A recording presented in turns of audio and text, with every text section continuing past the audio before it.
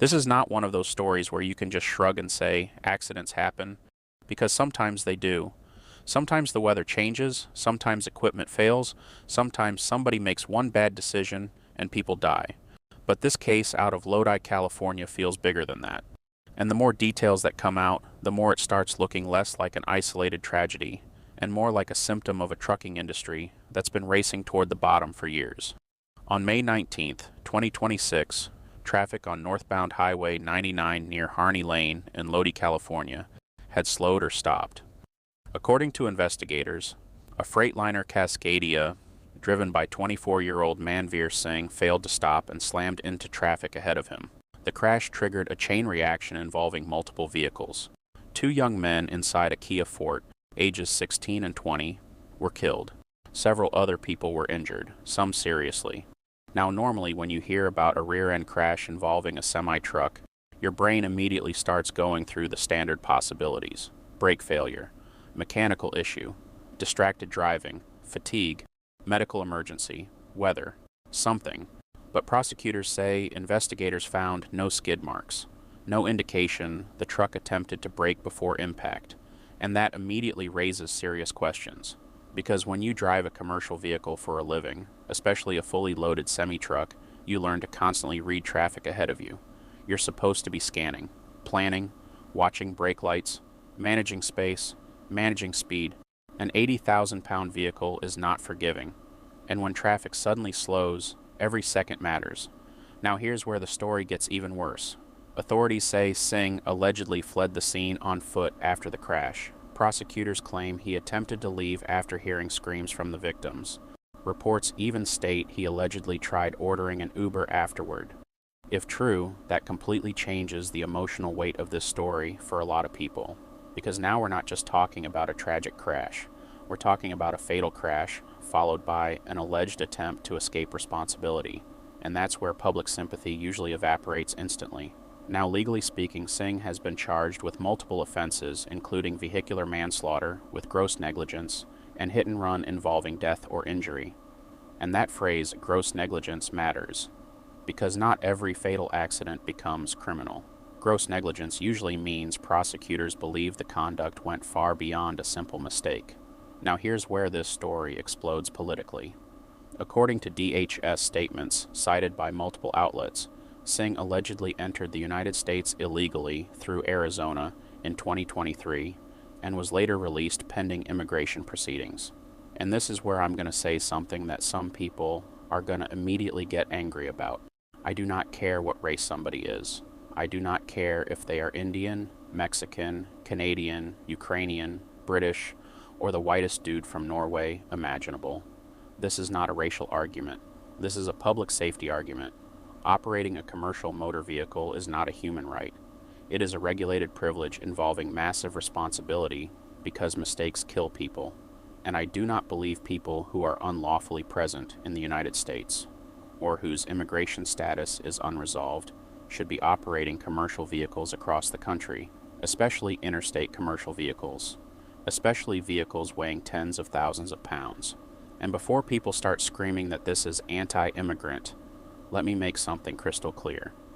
There are millions of immigrants in this country who came here legally, followed the process, worked hard, built lives, and contributed positively to society. This is not about ethnicity. This is not about accents. This is not about religion. This is about standards, verification, accountability, and public trust. Because once you put somebody behind the wheel of a semi-truck, you are trusting them with other people's lives every single day. Now, to be fair, there are still unanswered questions here.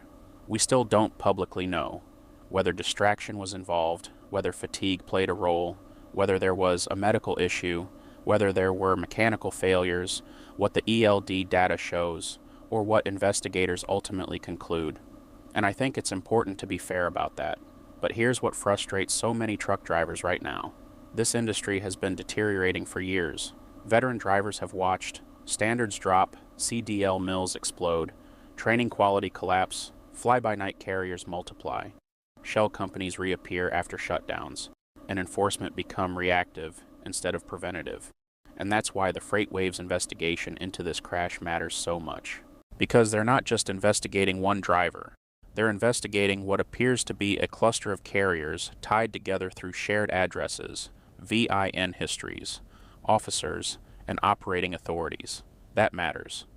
Because one of the dirtiest secrets in trucking right now is that some companies effectively play musical chairs with DOT numbers and business names while continuing the exact same unsafe operations underneath. And when regulators fail to aggressively shut that down, eventually innocent people pay the price. Usually families, usually regular motorists, usually people who never had any idea they were driving next to a potentially unsafe operation. And this is where trucking starts colliding with politics, because the public sees crashes like this, and they lose trust in the entire system. They start asking, how did this happen? Who approved this? Who licensed this? Who failed to catch this earlier? And honestly, those are fair questions. Because whether people want to admit it or not, commercial trucking is not just another job. A bad accountant can ruin spreadsheets. A bad truck driver can wipe out an entire family in seconds.